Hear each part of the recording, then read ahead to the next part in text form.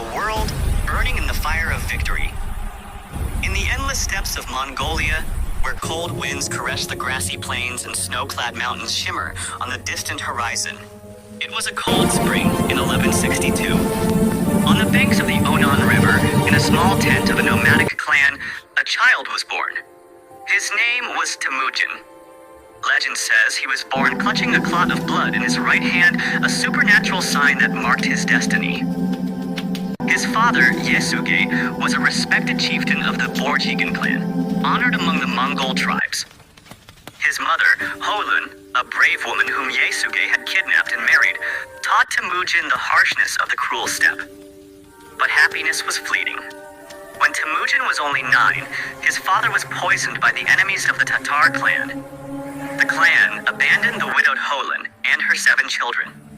The family survived on wild fruits, roots, and hunting. Temujin learned that weakness meant death. In adolescence, during a dispute over food, he killed his half-brother Bektar, an act that hardened him further. Across the steppes, dozens of tribes, Merkid, Tatar, Naiman fought, raided, and crushed the weak. Temujin forged alliances, defeated enemies, and gradually united the Mongol tribes. He knew unity was strength. A new light entered Temujin's life when he turned 16. His father's friend, Dai Sechen, chieftain of the Kongarat tribe, arranged for his daughter Borta to marry Temujin. Borta, about 17, was a beautiful and intelligent girl of the Olkonut tribe, whose name meant blue-gray, calm and deep like the sky. The marriage in 1178 was a political alliance, giving Temujin strong support.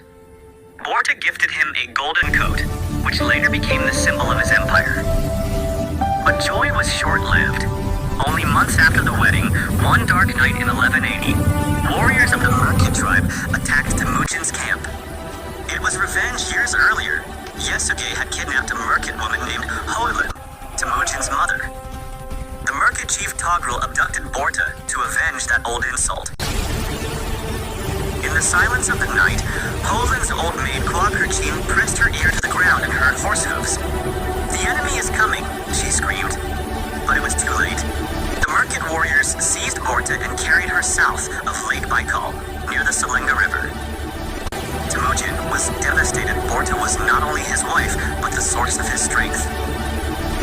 Filled with shame and fury, Temujin sought help.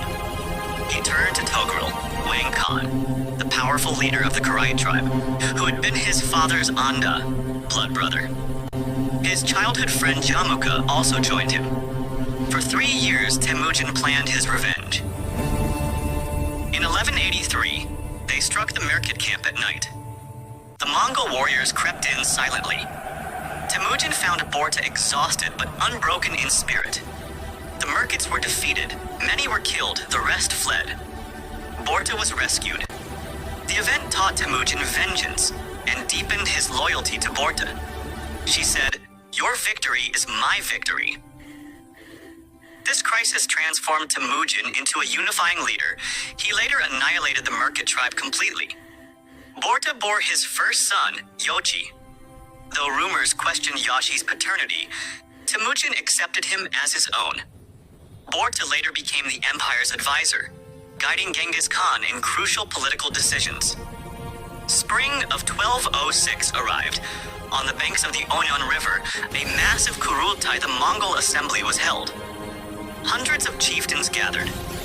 Temujin was declared Chinggis Khan, the universal ruler.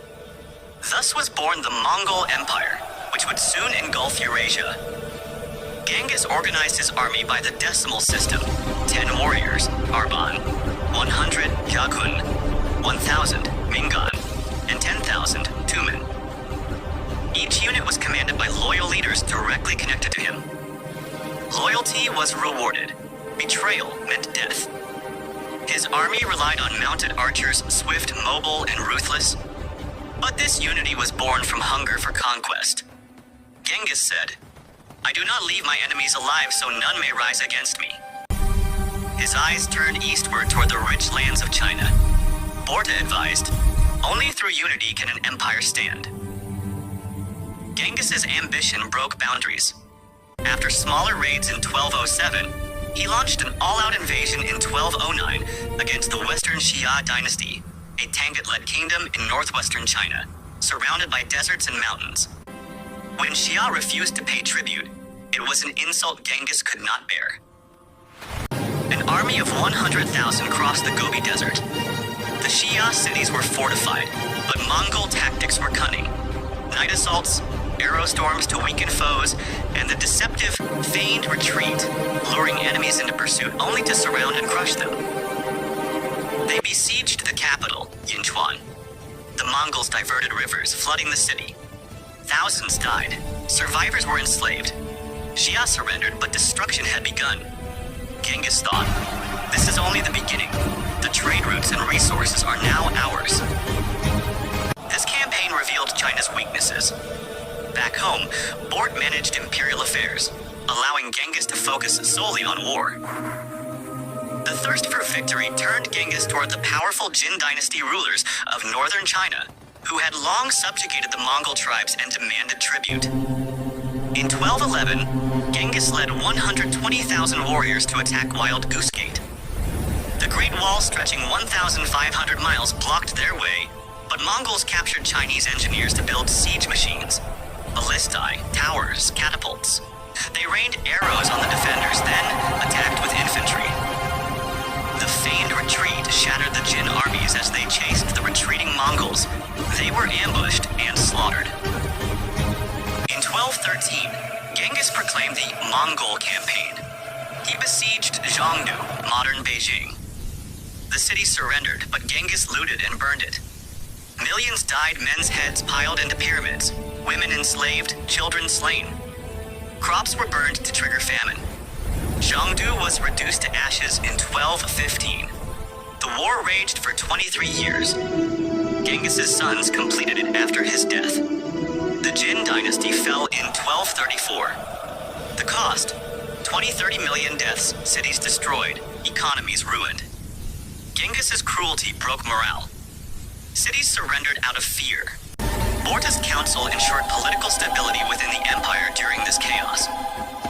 Once secure in the east, Genghis's gaze turned west to the Khwarezmian Empire, a wealthy Muslim realm in Central Asia, center of the Silk Road. In 1218, Shah Muhammad of Khwarezm killed Mongol merchants and envoys, a grave insult. Genghis swore revenge. In 1219, an army of 200,000 invaded Otrar, where the envoys had been slain. The Mongols broke through the walls, using civilians as human shields. The city was destroyed, no one spared. Then came Samarkand. 100,000 troops besieged it. They cut off water supplies, starved the defenders. The city fell. 30,000 craftsmen were enslaved, the rest butchered.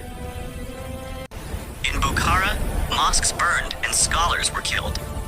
In one city, Genghis reportedly ordered 1,748,000 people slain within hours, their heads piled into pyramids of terror. The Shah fled, only to die in hiding. The empire was obliterated. Irrigation canals broken, fields barren. 10-15 million died. Central Asia fell back centuries. The devastation was so vast that forests grew over ruins. CO2 levels dropped, and Earth's temperature cooled, earning Genghis the title, the Greenest Conqueror. During his absence, Bort preserved internal unity vital for the empire's survival. Genghis's strategies were complex espionage, psychological warfare, adaptability. He took counsel from his mother Holin and wife Borta, yet in war, he was merciless. His campaigns caused nearly 40 million deaths, about 10% of the world's population. Cities were annihilated, libraries burned, cultures erased. In Ryazan, Russia, an entire city was wiped out. But for Genghis, this was necessary to forge an empire stretching from the Pacific to Europe. Bort's influence remained indispensable.